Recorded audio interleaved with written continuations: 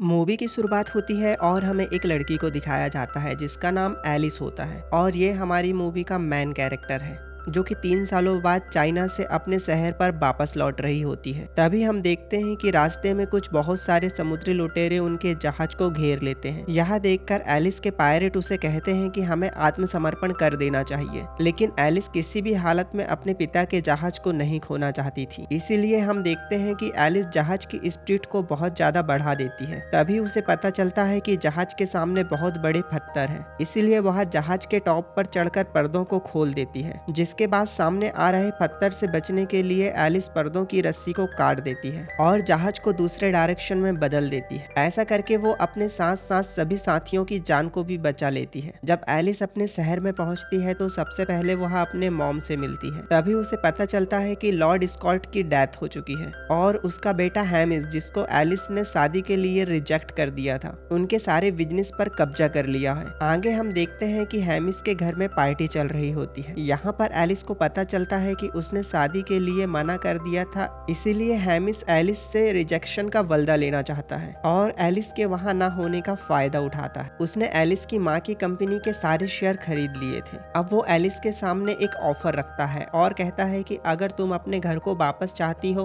तो तुम्हें तुम्हारे पिता के उस जहाज को मुझे देना होगा। यह सुनकर एलिस अपनी मॉम पर बहुत ज्यादा गुस्सा होती है और वहाँ से चले जाती है। अब एलिस एक जहाज में बैठकर रो रही होती है। तभी उसके सामने एबिसलम आ जाता है और हम देखते हैं कि एलिस उसके पीछे पीछे मिरर से होते हुए एक रहस्यमय जादुई दुनिया में पहुंच जाती है। यह दुनिया बहुत ही ज्यादा खूबसूरत है। यहाँ पर एलिस को देखकर सभी लोग बहुत ज्यादा खुश हो जाते हैं। तभी वहाँ पर एलिस से मिलने के लिए व्हाइट क्वीन आती है और बताती है कि हैडर ने सभी से बात करना बंद कर दिया है, अब वो अकेले रहने लगा है। जिस पर एलिस इसकी वजह पूछती है। तब व्हाइट क्वीन बताती है कि हैडर एक दिन जंगल में खेल रहा था। उसी दौरान उसके टोपी का एक टुकड़ा मिल जाता है जिसे उसने सबसे पहले अपने फादर के लिए बनाया था। उस टुकड़े को देखकर उसे ऐसा लगता है कि अगर टोपी का यह टुकड़ा सेफ है तो मेरी फैमिली भी सेफ होगी और वो रेड क्वीन के हमले से बच गई होगी। इसलिए वो अपने परिवार को वापस पाना चाहता है। यह सुनकर एलिस हैरान हो जाती है और वो तुरंत हैडर के पास पहुंच जाती है, जहां पर हैडर उसे देखकर बहुत ज्यादा खुश होता है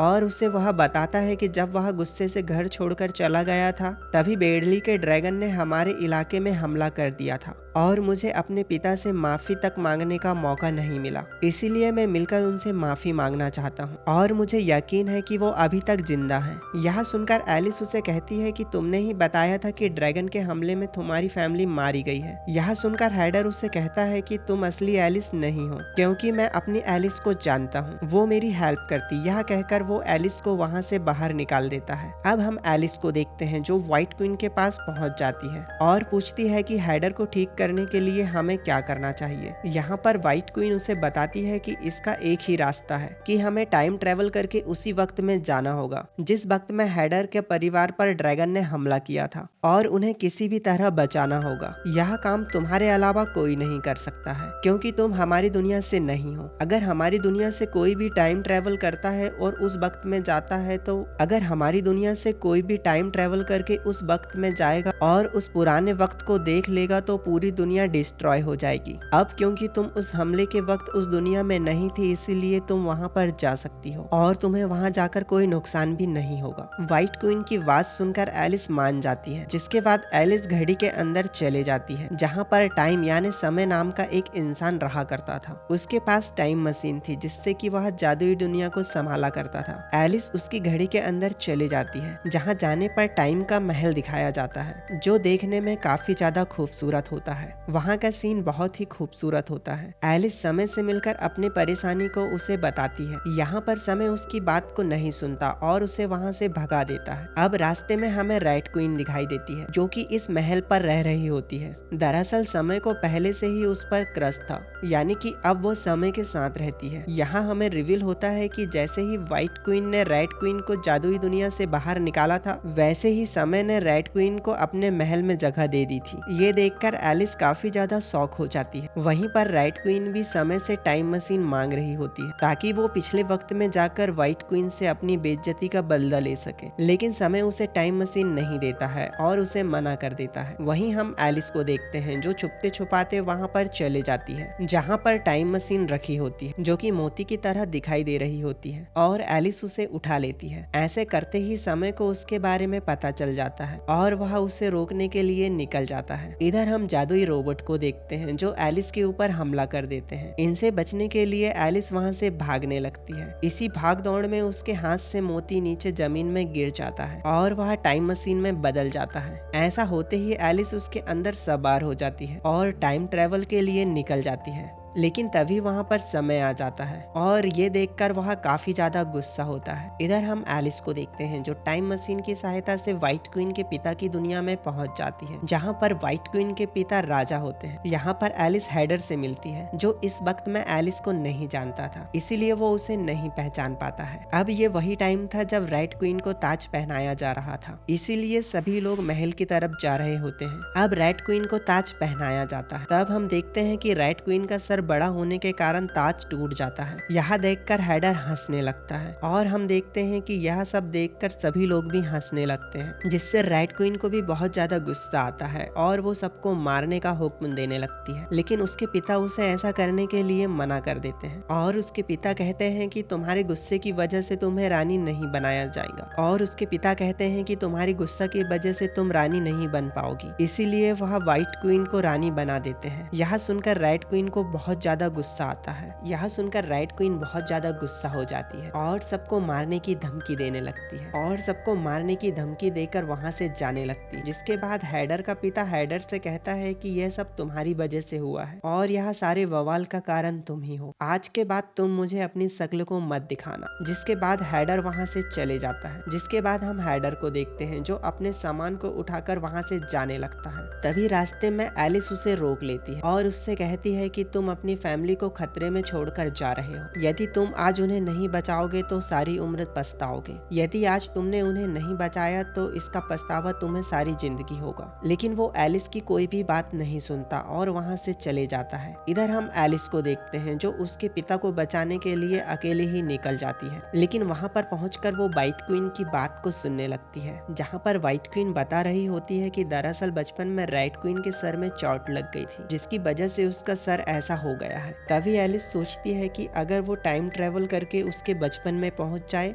और रेड क्वीन को चोट ही ना लगने दे तो वह ड्रैगन से हमला कभी नहीं कराएगी। इसीलिए एलिस एक बार फिर से टाइम ट्रेवल करती है और उस वक्त में पहुंच जाती है जहां पर रेड क्वीन बच्ची थी। इस वक्त में हम दोनों बहन को देखते हैं जहां पर व्हाइट क्वीन एक केक के टुकड़े को खा रही होती है जिसे उसकी माँ ने खाने के लिए मना किया हुआ था। जहां पर व्हाइट क्वीन एक केक के टुकड़े को खा रही होती है, वैसे उसकी माँ ने दोनों बहनों को केक के टुकड़े को खाने के लिए मना किया होता है। लेकिन ऐसा करते हुए रेड क्वीन व्हाइट क्वीन को देख लेती है और उसकी शिकायत माँ से करने लगती है। लेकिन माँ के पूछने पर व्हाइट क्वीन झूठ बोल देती है और उल्टा इल्जाम रेड क्वीन पर लगा देती है। इसी वजह से उसकी माँ की सारी डांट रेड क्वीन को सुनना पड़ता है, जिसके वजह से वो गुस्सा होकर घर से निकलकर भागने लगती है और भागते हुए रेड क्वीन को चोट लगने वाली होती है। तभी एलिस उसे बचाने की कोशिश करती है लेकिन वह नाकामयाब होती है और यहाँ पर देखते हैं कि रेड क्वीन के सर पर चोट लग गई है जिससे कि उसका सर बड़ा होने लगा है। यह देखकर एलिस समझ जाती है कि अब उसे फिर से एक बार टाइम ट्रेवल करना होगा। यह देखकर एलिस समझ जाती है कि अब वह यहाँ की कंडीशन को चेंज नहीं कर सकती है। अब वो दोबारा से इस टाइमलाइन में नहीं आ सकती है। अगर उसने ऐसा किया तो वह पूरी दुनिया डिस्ट्रॉय हो जाएगी। अब एलिस वापस टाइम ट्रेवल करके उसी समय में वापस पहुंच जाती है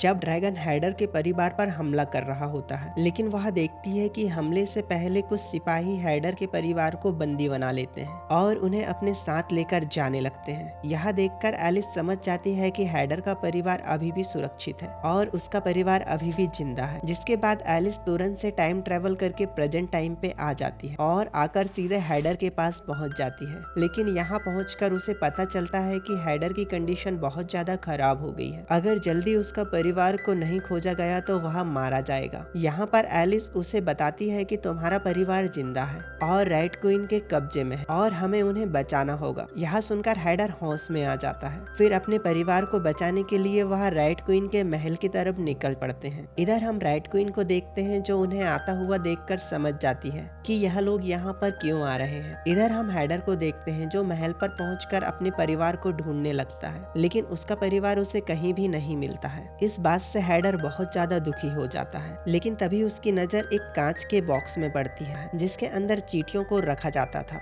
और अचानक से उस डिब्बे के ऊपर एक टोपी का निशान बन जाता है। यह देखकर हैडर समझ जाता है और उस बॉक्स के पास जाता है। जैसे ही वह उस बॉक्स के अंदर देखता है तो उसे उसके अंदर उसका परिवार नजर आता है, जिन्हें काफी छोटा करके उस डिब्बे के अंदर बंद कर दिया गया था। लेकिन तभी उस कमरे के सारे दरवाजे बंद हो जाते हैं और वहाँ पर रेड क्वीन आकर सभी को बंदी बना लेती है, जिसके बाद वह एलिस से टाइम मशीन को छीन लेती है और व्हाइट क्वीन से अपनी बेइज्जती का बदला लेने के लिए निकल जाती है। लेकिन रेड क्वीन के वहाँ से जाते ही सारे लोग एलिस को आजाद कर देते हैं, क्योंकि वो भी रेड क्वीन से काफी ज्यादा परेशान थे। उन्हें पता था कि एलिस ही उन्हें बचा सकती है। अब समय एलिस को कहता है कि तुम्हें हर हाल में रेड क्वीन को रोकना होगा, क्योंकि अगर उसने अपने रूप को ही देख लिया तो सारी दुनिया डिस्ट्रॉय हो जाएगी। अब एलिस हैडर को साथ लेकर समय की गाड़ी लेकर रेड क्वीन का पीछा करने लगती है। इधर हम रेड क्वीन को देखते हैं जो उसी समय में पहुंच जाती है जब वह छोटी थी, और जैसे ही वह अपने छोटे रूप यानी कि छोटी रेड क्वीन को देखती है, वैसे ही यह दुनिया डिस्ट्रॉय होने लगती है। अब इसे रोकने का सिर्फ एक ही तरीका है, जो कि समय ने एलिस को बताया था। ऐसा होने पर टाइम मशीन को वापस से उसी जगह पर रखना होगा जहाँ से उसे उठाया गया था। तभी हम एलिस को देखते हैं जो उस जगह में पहुंच जाती है